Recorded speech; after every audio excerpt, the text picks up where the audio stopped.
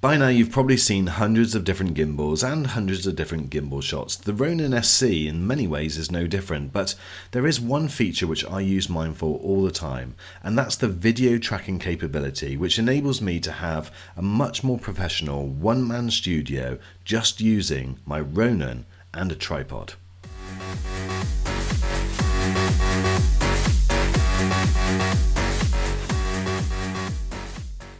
So with many content creators and filmmakers, one of the biggest drawbacks to filming is the fact that you're often on your own. And so therefore, if you're looking to create good footage where you're moving around, you always have to have a second person, or you just have to have yourself not in the shot. Now, that's all changed with this little guy, which is the Ronin SC, because it has a feature called Active Track, which means that you can hook your phone up to it. And as you can see, I've got it sat on a tripod, and now it will track actively anything that I select, and I'll give you an example of that now. For this demo, I'm going to be using my dog's favourite toy, and that's this grubby, used to be white snowman. Okay, so I've launched the Ronin app, I've selected active tracking, and all I need to do is draw around the object. Now wherever I move that object, it will now track. Now I use this all the time because I do a lot of product videography, and so therefore if I'm demoing, for instance, a projector, I can be holding the projector and moving it, and the camera will track that projector, and it does a really good job.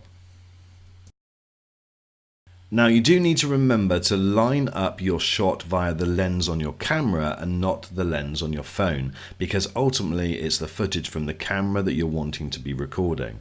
Now if you do move quite quickly and lose the shot or lose the thing that you're tracking, you'll be amazed how it remembers. So for instance, I've just thrown it out of screen there and now it can't find it.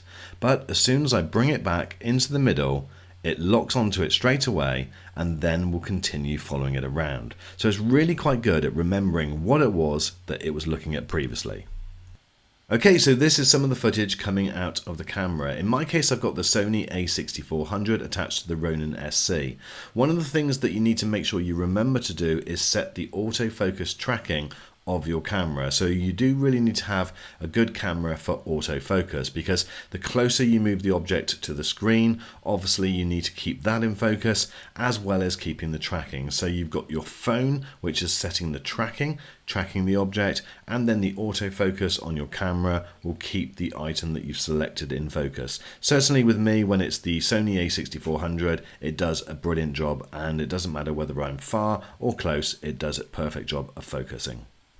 Depending on what type of camera setup you've got, you may need some other accessories. Now, it really is important that you keep the phone in line with the camera lens so that the tracking is accurate to what the lens will be recording. Now in this case, I've got a microphone attachment so that I wanted to record sound, and a lot of people will want to record sound in this type of setup.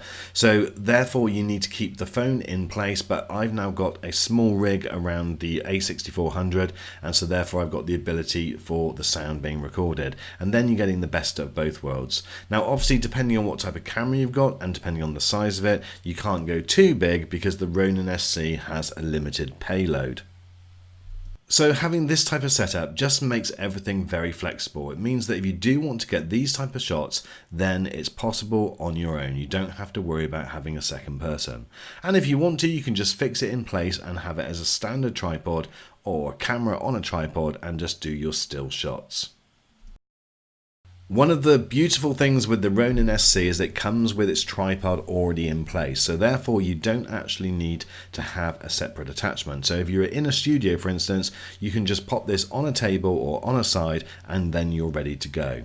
For me, I think it works really well with a good quality tripod, because it means that if you're, for instance, at a football match and you want to track somebody, or you're tracking someone walking around, then you don't have to hold this all the time. It can get quite heavy. I'm using the Manfrotto 055. I'll link that in the description. It's a really quite robust and very good quality tripod, and I would recommend that you do get something this sturdy, because you've got quite a lot of expensive kit which you're holding up. So if you are going to take it out into the field, make sure you get a great tripod. But hopefully guys, this way you may be able to get some great footage. Hope this video has been helpful for you. If it has, give it a thumbs up, and if you're not already subscribed, make sure you hit the red button, and I look forward to seeing you on the next.